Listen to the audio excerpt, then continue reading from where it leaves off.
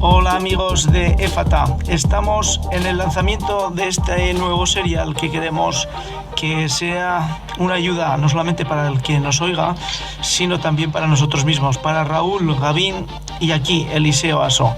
Hola Raúl, ¿qué tal estás? Hola Eliseo, fenomenal, muy bien, encantado de estar una vez más contigo.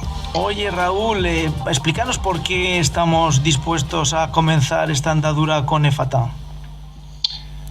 Hombre, pues porque, a ver, dicen que la fe viene por la predicación, ¿no? Por la escucha, dice San Pablo. Y por tanto, si alguien está escuchando esto, quién sabe si por escucharnos a nosotros puede que algo de fe le caiga, ¿no? Algo de fe o que le aumente su fe.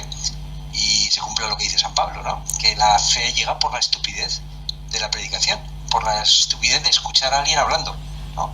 Porque claro, unos somos instrumentos y Dios actúa con los instrumentos, que somos las personas que hablamos, pero que a lo mejor Dios se sirve de estos estúpidos que eres tú, con perdón, y que soy yo, para que tocar el corazón de alguien que esté escuchándonos. Uh-huh. Hace mucho tiempo ya, unos cuantos meses, de las primeras veces que hablaba con Raúl, porque no piensen ustedes que Raúl y yo nos hemos conocido de toda la vida, ¿no? Somos hermanos en la fe, pero nos hemos conocido de un tiempo recientemente corto. Pues hablando de la fe, estaba comentando que la fe se hace por la escucha. Y claro, cuando el que habla, el que suscribe, es de, como dirían en la Edad Media, cristiano viejo, de parroquia, de familia católica, y que como tal ha vivido dentro de un entorno católico permanentemente, siempre ha asumido que la fe es una gracia, pero tampoco ha tenido muy claro por qué unos tienen fe y otros no. Y asumiendo que es una gracia, cuando Raúl comentó que la fe es por la escucha, tal y como dice San Pablo, pues pues es un versículo que había quedado muy olvidado y muy enterrado. Esa escucha, Raúl, ¿es una escucha activa, es una escucha espiritual, es una escucha intelectual? A ver, es que tú lo has dicho, la fe es una gracia, ¿vale? Dice el catecismo que la fe es un don de Dios, ¿no? Una virtud sobrenatural infundida por él. Así lo dice el número 153 del Catecismo de la Iglesia Católica. Claro, de este artículo, de este número del Catecismo, uno puede pensar que el tener o no tener fe es una especie de decisión divina. O sea, arbitrariamente Dios coge y dice, este le concedo la fe y este no se la concedo.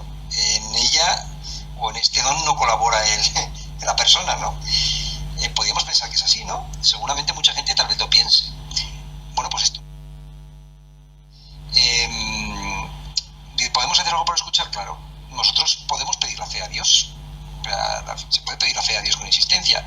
Y además podemos poner la disposición para poder recibirla. ¿Y qué es poner disposición para recibir la fe? Pues, por ejemplo, estar dispuesto a escuchar. Que te inviten y que tú vayas. Que te inviten a un anuncio de algo y tú vayas. Que te inviten y tú vayas, ¿no? Es decir, poner tu disposición. No sé si te contesto lo que me preguntas. Sí, perfectamente. ¿Y esa disposición es, repito, espiritual, intelectual?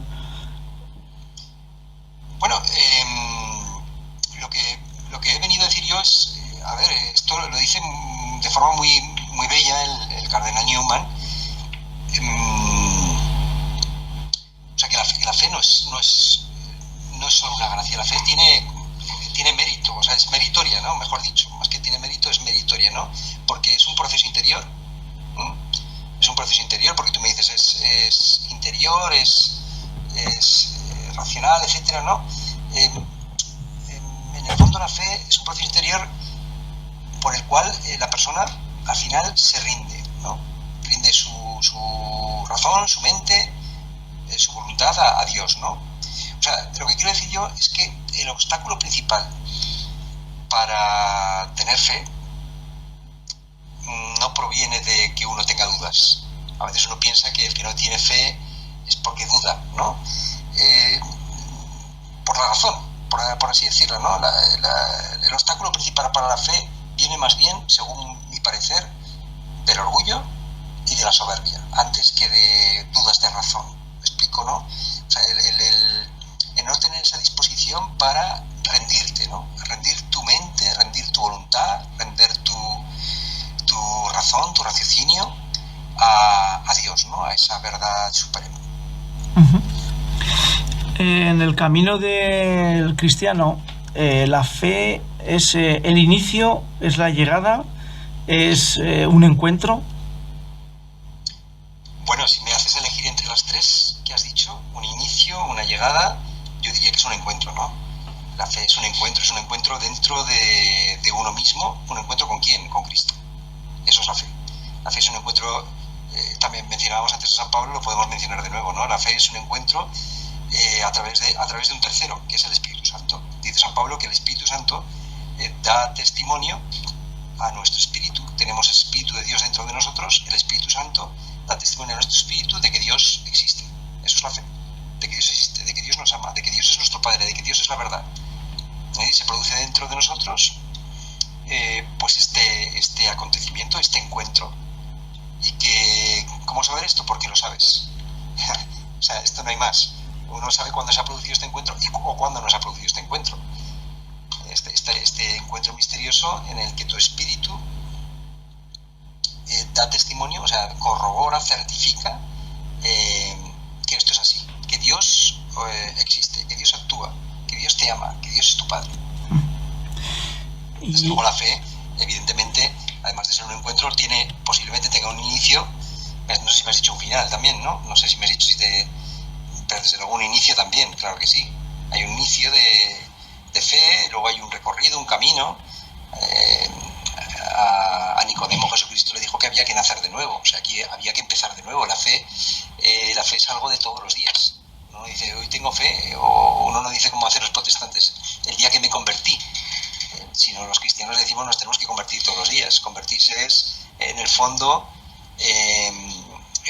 este proceso del que hablaba antes, de rendir nuestra mente, de rendir nuestra voluntad. Esto es un proceso que no se hace una vez. O sea, esto se hace constantemente todos los días y muchas veces todos los días.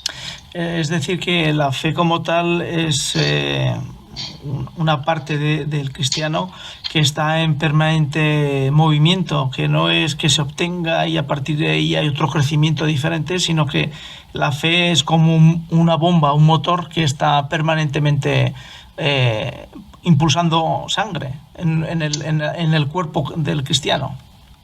Sí, y la fe tiene que ser fortalecida, robustecida y probada.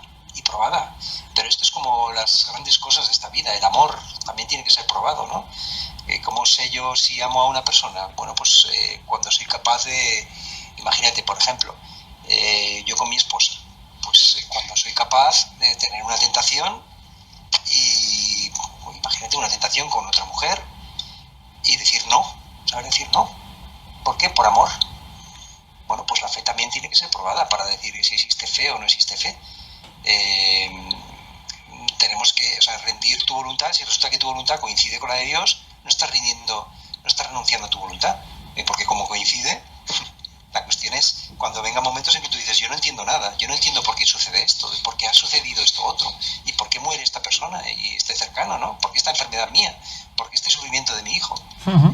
Y en ese momento pues tú se da esta renuncia a tu propia voluntad, a tu mente, a tu pensamiento, a lo que a ti te parece lógico, te rindes a la voluntad de Dios, ¿no? Este es el momento de la prueba, claro, y esa fe después se verá robustecida, sin duda. Cuando, bueno, pues estaba en la preparación un poquito de... ¿Eliseo? ¿Sí? ¿Se ha cortado? ¿Estás allí? Sí, yo sí. Sí, perfecto. Cuando estábamos en la preparación, cuando estaba yo en la preparación de este tema de la fe, de arranque de Éfata, porque Éfata es ábrete, y como tal, la escucha necesita que nos abramos nuestros oídos para escuchar la palabra, veía como, por una parte, Jesús está permanentemente repitiendo la fe te ha salvado, tu fe te ha salvado, tienes una gran fe, o este pueblo de dura cerviz, pobre corazón y sin fe. Y sin embargo, está por otra parte San Pablo, que es el hombre que da luz a esas palabras de Jesús sobre la fe, y en la comunidad. ¿En qué medida la fe de San Pablo dentro de una comunidad es una fe que se extiende y una fe que de alguna forma se potencia? A ver, la fe y la alegría están muy relacionadas. Me viene a la cabeza ahora con esta pregunta que me haces. Incluso en el Evangelio, ahora que mencionabas tú el Evangelio y citas del Evangelio, el miedo a veces se describe como si fuera lo contrario de la fe. Estoy pensando ahora en cuando dice: ¿por qué tenéis miedo, hombres de poca fe? No sé si esto lo dice exactamente cuando la tempestad calmada, ¿no? ¿Por qué tenéis miedo? O sea, ¿por qué dudáis? ¿Por qué tenéis miedo, hombres de poca fe? O sea, dice, el miedo es consecuencia de la fe. Hasta aquí el primer episodio de Éfata y la primera parte de la fe. Seguiremos en el siguiente con la fe en Éfata.